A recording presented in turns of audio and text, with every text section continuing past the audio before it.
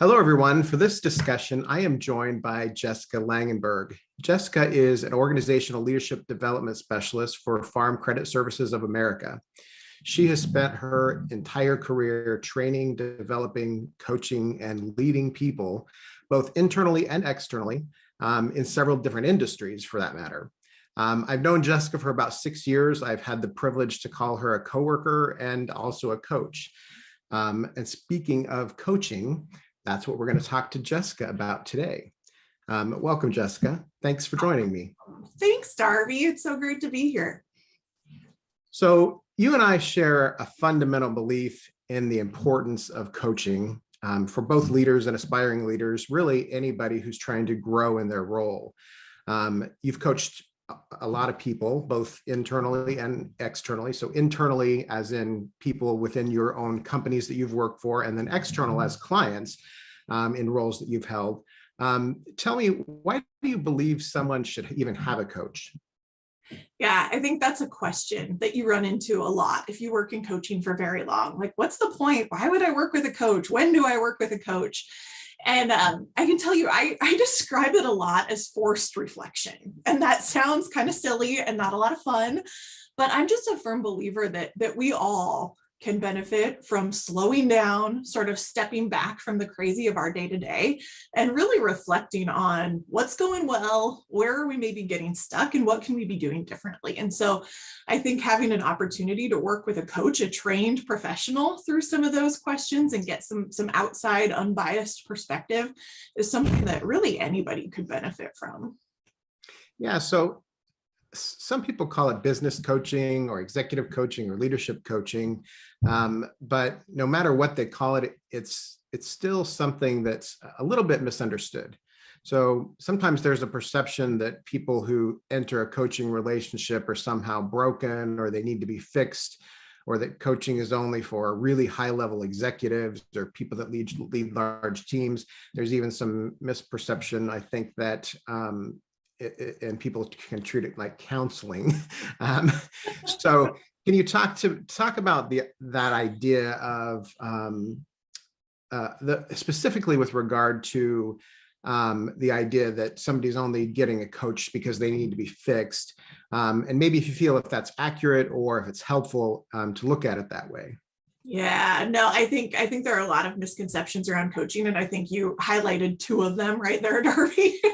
One being that it's like therapy or counseling, and a second being that it's for folks that are broken or need to fix something about themselves. And I think you asked the question, is that a helpful way of thinking about it? And I think going into a coaching engagement feeling like there must be something broken in you, or there must be something that you need to fix or do better or improve in your performance, can be a really limiting way of thinking about coaching. Because I think a lot of times the folks that are most successful in coaching are folks that are already really successful doing what they're doing. It's how do they tweak small things to become even greater or enhance their performance even that much more. And it doesn't mean, we all have things that we can be working on. So it doesn't mean that folks that maybe are running into a specific issue or challenge at work couldn't benefit from working with a coach. Certainly they could, but it's definitely not the only folks that coaching is for. And I think a lot of that probably comes from even the language that we hear a lot of organizations use around coaching. You hear people say, coach them up or coach them out. And so I think you're spot on that definitely is a way people can think about coaching, but it's definitely a limiting way of thinking about it for sure. Yeah, I think people don't understand that a coaching relationship really, like you said, some of the most successful people do really well with coaches because it's really about slight edge improvements. It's also about having somebody to be able to talk through and help you get there. And I know you and I have had that conversation before about that it's not you're not a consultant. You're not telling them this is what you're going to do. You're helping them get there in your conversation. Yeah. So as I mentioned in the introduction, you've had the opportunity to coach people who are internal to your organization that you've worked within, but you've also coached people who are external to your organization as a client. Can you talk about some of the differences that you've seen in coaching people within your own company versus coaching people external? Yeah, absolutely. That's a really great question. And I think what I've found that some of the things that are really important in any coaching engagement become that much more important when you're coaching internally. And I'll tell you what I mean by that. I think, for instance, confidentiality. Confidentiality is wildly important in any coaching engagement. You're helping people process sometimes through really difficult work, build self-awareness, things that they don't want splashed all over the place. When you're coaching internally, because you're also bumping into this person in the hallway, you're having conversations with their peers, with their leaders, with their direct reports.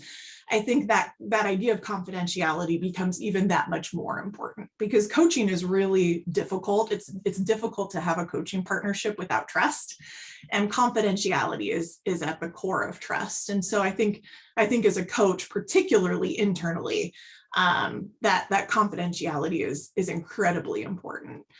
I think another thing that you just have to be aware of when you're coaching internally is, coaching externally, one of the primary benefits that you bring is sort of this unbiased outside perspective. When you're coaching someone internal to your organization, you're no longer outside and you're no longer unbiased in many cases. And so I think as a coach, you just have to become that much more aware of your own biases, in order to ensure that they don't get in the way of a productive coaching conversation. You mentioned that confidentiality is really important, especially in an internal coaching situation. Is it more difficult in an internal situation? So because you do know so much, do you accidentally slip, and how do you keep from doing that?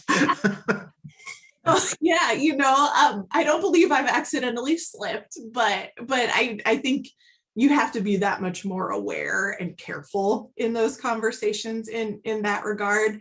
And I think, and this is important in any coaching relationship, but right out of the gate, being really honest about your approach to confidentiality and what the person you're coaching can expect from you. Because I think what's more difficult is probably not more difficult to maintain confidentiality, but what is more difficult is probably to make your client comfortable with the idea that you're going to maintain confidentiality. And I think that certainly can be more challenging when they know that you're talking to their peers and leaders too. Yeah, I could see that, especially when they know that their boss or, whatever. So that can be more of a challenge. So because there is this perception by some people or that only people who need to be fixed need coaching. And because there's different coaching styles out there, I want to give you an opportunity to put this to rest by talking about maybe what people should expect from a coaching relationship, whether internally or from an outside coach. And give you that opportunity to kind of explain what are the expectations with somebody who's never coached with somebody before and they're going into this. What should they look at and expect from you? Yeah, absolutely. So I think first and foremost, expect a partner, and expect to take ownership of the agenda and what you want to accomplish in the coaching session. And so I think sometimes when we think about going into coaching and someone's going to fix us, we expect that we're going to be told what to do. Somebody's going to tell us exactly what we need to do, the strategies we need to deploy in order to improve. And certainly while a coach can be a partner in doing some of that strategizing, it really is up to the client or the coachee in many cases to say, hey, here's what I want to work on. Here's what I think is important. Here's where I'd like to improve. And then the coach is really your partner in doing that, both in terms of strategizing and then in terms of accountability. So coming back to the coach, if you identify some strategies together that you're going to work on, for instance, the next time you and I connect, Arby, there's going to be a conversation around, so how did that go? What did you try? What worked? What was challenging? Where did you find yourself getting stuck? And where do we go from here? And so I think expecting to take some ownership of the work, and being prepared to do the work. It's more than just the conversation. The conversation is really the springboard for the important work that's going to come afterwards. And so the conversation is one thing, but there's going to be some work when you walk out of a coaching session if we're doing it right. Yeah, I think that's something that's important that I'm not sure everybody realizes. Again, we were talking about, you're not there to be a consultant, you're there to help them find the way and find their solution. So I think people can sometimes think that it's going to be a lot easier and they're not going to have to do very much work. And I know in working with you, the idea is that they'll do the majority of the talking, not you as a coach. And having worked with you as a coach, and anybody out there who knows me knows that I don't talk a lot. So it can be long periods of silence too, right, Jessica? I love me some good silence, Darby. Yeah. Silence is a tool, an underutilized tool. All right, so I have just a few questions left that I'm asking everyone. I started down this path as I explained it to some of the other folks that I'm talking with, that they were going to be quick fire questions like you see in some podcasts. I'm not sure how quick fire they are actually going to be, but I'll ask them anyway and see where we go. So what's the most challenging leadership situation that you've been in? Leading through COVID, for sure. Yeah, hands down, leading through COVID. I think that's the quick fire response. I'll give you the long response too. But I think managing, business needs and then personal health and safety concerns. It's been such a polarizing issue for so many people that making decisions and guiding people through the work through that time has for sure been the toughest leadership challenge I've encountered. Yeah, so let's turn that around. What's the most rewarding leadership situation that you've been in? Gosh, you would think that would be an easier question, but I think COVID is still so new and fresh. I'm like, was leadership ever easy and rewarding? No, but I think as a leader, and I'm generalizing here a little bit, I just think you have those occasional moments with the people you lead where you see the light bulb come on and just some really important awareness happening. And I think whenever I can be a part of those moments where I get to see the bulb flip on, I think is just an incredibly rewarding part of leadership. It's a big part of why I get up and do what I do every day. Yeah, I mean, having worked with you, I know some of the coaching situations that you've been in have been very rewarding in themselves, just being able to see how you've been able to impact somebody's life and career from that standpoint. And sometimes it can also be, I'll ask you to respond to this too, but it can also be a positive and a negative, but not a negative, just a negative feeling for you, because sometimes you create a decision for them that they decide to leave their position or something like that. And I know that sometimes comes up, and that's a good decision for them to have made. But sometimes for you, that may be challenging as a coach, because you're like, ooh, it's not the path I went down. Does that happen sometimes? Oh, absolutely. I mean, I think again, it's the coachee's journey, right? And so they get to decide. And sometimes when you're doing deep work in terms of reflection and building awareness, what you reflect on and what you become aware of is that I'm not happy doing this work or in this job or with this organization, and you take ownership of making a change. And so I think that absolutely can happen. Ultimately, you like to think that it's the right decision for everyone when it does, but yeah, it can be a real challenge. Yeah, so you've had an opportunity to work with a broad range of leaders, both from very inexperienced folks who are just getting started out leading, all the way up to CEOs of companies. What's the one piece of advice that you would offer to new leaders?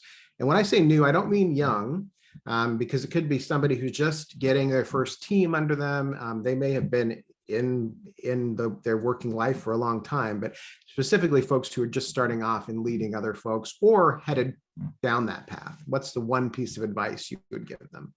I would say, and gosh, I feel like I could talk for 20 minutes just on this topic, Darby, but I think if I had to boil it down to one piece of advice, I think I would say stay curious. I think we get in a lot of trouble as leaders when we assume things, whether that's assuming something about a person and maybe their intent when they made a decision, whether that's assuming something about the outcome of a project or, business results. I think staying really curious. And even when we think we know the answer or the intent or where things are heading, continuing to ask questions and seeking to understand at a deeper level. I love that answer, not least of which for the reason that I mentioned that particular thing in my book. Actually, I know you haven't had a chance to read it yet. I haven't. You don't have a copy yet, but that's actually in there. So, well, Jessica, thank you so much. I truly appreciate your willingness to chat with me today. For all of you, if you're interested in connecting with Jessica, you can find her on LinkedIn, Jessica Langenberg, just look her up. Thank you all for joining us today. Remember, my book, The Indispensable Leader, releases today. You can find it everywhere books are sold online, including Amazon and Barnes & Noble. Also on my website at beindispensable.com. So order The Indispensable Leader today at beindispensable.com. And remember, don't forget to be indispensable.